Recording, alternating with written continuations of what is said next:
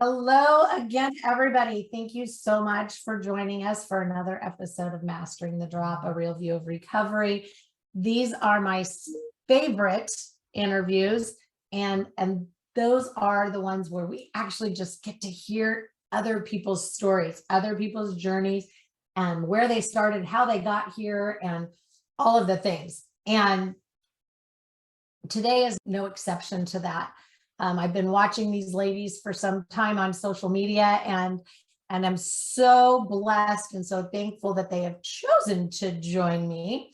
And I'm going to let them each introduce themselves. But we have Mary and Chelsey here with us today, and they've started something super amazing and very revolutionary, I believe. And I'm quite envious of them. But we're going to save that for a little bit later. Anyway, who wants to go first?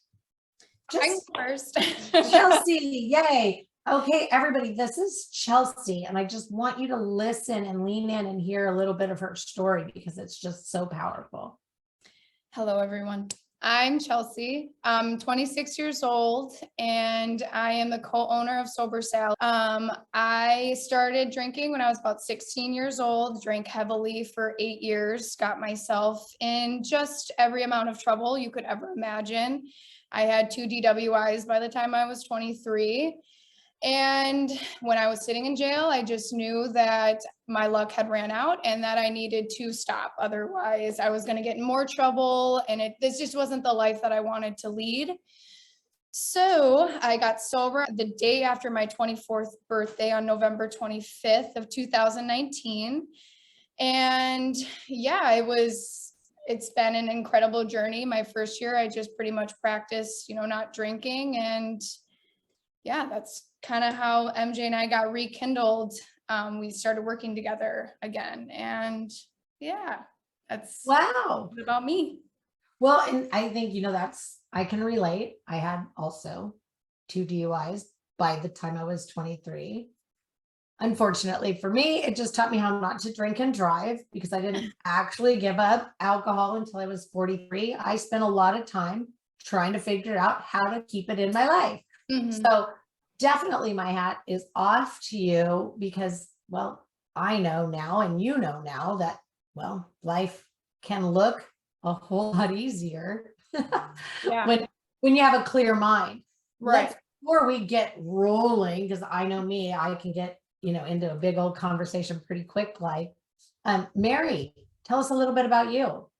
My name is Mary. I am 30 years old. I am also co-owner of Sober Sally's. I've been a bartender in the service industry for 9+ years now. I struggled with drug and alcohol abuse since I was about 16 as well. And again, spent a little bit of time figuring out how I can incorporate it in my life rather than just staying it out. A lot of my sobriety is in the choice to be sober or alcohol free goes to Chelsey. We worked together at one point in life when we were both heavily using, separated for a while, came back together, and she was truly an inspiration and a reason why I decided to make that choice. Wow. That's incredible. Nice of you. Yes. But isn't it nice to know that you're able to touch and inspire other people's lives and bring peace, joy, comfort, relief, and forming a united front and having a relationship that's filled with unconditional positive regard for one another, which is clearly so evident, is amazing because some of us don't find that until much later in life. So let's talk, I think, just a little bit, because I do want to talk about Sober Sally's, what it is, and all the things about that. But you mentioned, we knew each other, we kind of drifted apart, and then we rekindled. How did you meet? And then how did that rekindling look? And then what prompted you to actually think, wow, this is a smart thing. Let's mix business and pleasure. Right? Because we all know that can be kind of a tricky Mm-hmm. kind of space. Definitely.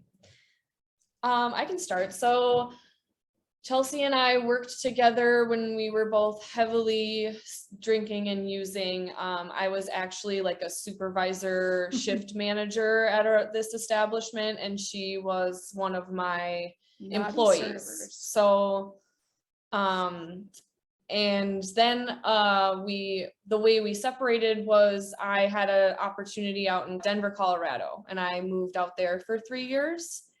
And then I came back in 2020, right at the beginning of the pandemic in April, to kind of just be with my family and just kind of get back to home base and kind of reset. And when restaurants opened back up and you could dine in a restaurant again, I needed to get a job, and I applied where Chelsey had been working.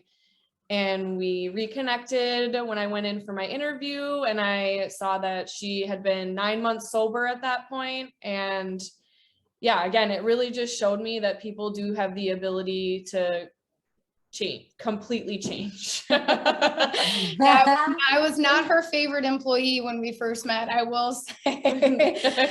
wasn't on my number one. No, no, but Now she is. yeah, we separated, and then when we came back together and she applied, I saw that she had applied at my job. I was like, you are getting a job right here, right now. And then we had worked together and closed together, did all these, serving shifts or bartending shifts together, because I was bartending at the time. And we worked all these closes together, and we would always talk about kind of this place called Sober Sally's. We'd always be like, oh, Tim down there, like he couldn't do that at Sober Sally's. And it was really just a huge joke to us that we would always make up. We would always just go and like snicker by the like POS and be like, okay, Jack's getting out of line. Like he couldn't do that at Sober Sally's. And I guess our joke, just after a year of us working together, I had moved to St. Paul and relocated jobs, and we had come together and we were like, we know we're not done working together. Like we know that we're meant to work together in some way. We work really well together somehow. Like it's kind of just this unspoken flow that we have when we work together. We just know what to do. And yeah, we just were like, why don't we make this joke, I guess, a reality? Because we've been at so many events, we've worked in catering for years, and we've never seen, like a sober drink option for people at weddings. And so we were just kind of like, let's throw up a tent and some tables and just see what people think. Just we'll see. And it's been overwhelmingly a hit. Yeah. Ever since. So I can imagine, because as a sober grown adult who loves to order, I like pretty drinks, right? Like I'm sober, but I like pretty drinks and like to have those options. And so, part that kills me sometimes is they want to charge me the same as the one with alcohol in it when I order it alcohol free. But, so a lot of our options these days are much greater, right? So when I first got sober, it was water, coffee, or tea, right? Like those were the options. And then when you go to events, and I've talked about this a lot at, say, what do you call them? Like chamber meetings, or, just the different, like, local business networking events. It's wine and water. mm-hmm. They don't even offer maybe coffee. And it's like, okay, so I get it. Like this is a mixer, but what about those folks that don't want water or wine? Like, so I just think, wow, this is so ingenious. And so I love that. So talk a little bit more, like, so you set up a table and there's a tent, and what starts happening after that?